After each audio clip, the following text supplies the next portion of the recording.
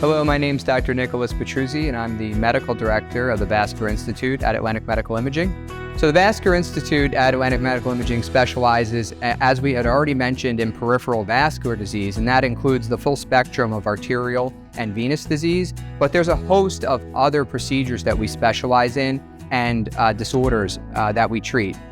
Things such as painful vertebral compression fractures or osteoporosis, or malignancy, patients with a history of cancer that may have a compression fracture in their spine. There's procedures known as vertebral fracture augmentation, where the interventional radiologist can actually place cement through just 2 needle sticks into the spine, can help raise the height of the squashed vertebral body, and also use cement to keep that hardened so that the fracture doesn't worsen. And this also can lead to improved and resolved pain from the fracture. In addition to vertebral fracture treatments, we specialize in a whole host of other treatments that surround about the vascular system. Those things include uterine artery embolization. This is a procedure in which the vascular interventional radiologist uses the arteries as a means to insert a tiny plastic catheter into the blood vessels that supply the uterus. And in these women, they may have bleeding from things such as uterine fibroids, which are benign tumors that occur in a pretty large percent of the population, as well as adenomyosis, which is a glandular disorder of the uterus that can lead to severe bleeding. But the interventional radiologist can feed a tiny plastic catheter in there and using microscopic particles on an outpatient basis through the wrist. They leave with a Band-Aid, a bandage on their wrist in only a few short hours, and that can actually kill and reduce ultimately the fibroids and or reverse the process of adenomyosis and help women with bleeding, help those women avoid hysterectomy. Another procedure that's sort of the correlate in men that's treated through the vascular system is a procedure known as prostatic artery embolization. This is typically done for men who have enlarged prostates, which most people are aware that's a fairly common thing that occurs in older gentlemen. And what that can do is lead to either significant bleeding issues or significant urinary issues where they have continued urinary frequency, urgency, and pain.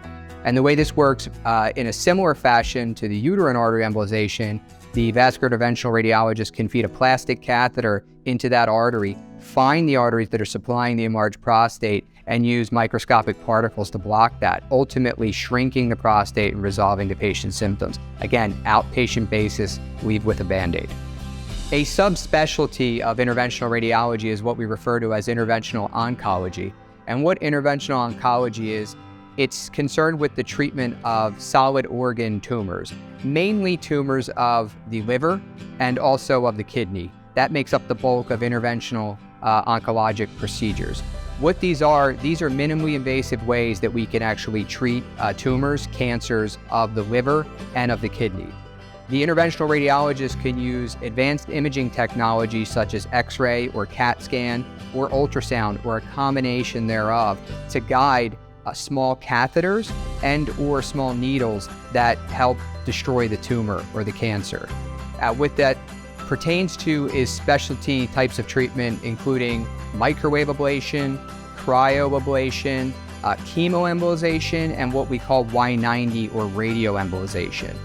The latter two, chemoembolization and radioembolization, are where the interventional radiologist uses a small plastic catheter, again through a needle stick, typically in the groin, and what we do is we feed that catheter under X-ray guidance into the arteries that are supplying the cancer or the tumor.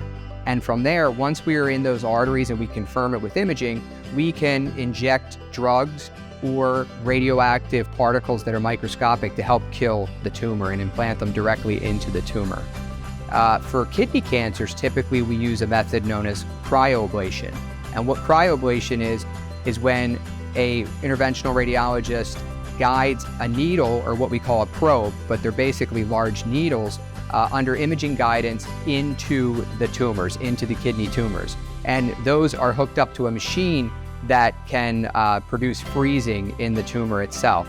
And we use controlled methods to visualize how we freeze the tumor and help kill the tumor that way. And that's just a sort of small subset of the range of procedures in interventional oncology.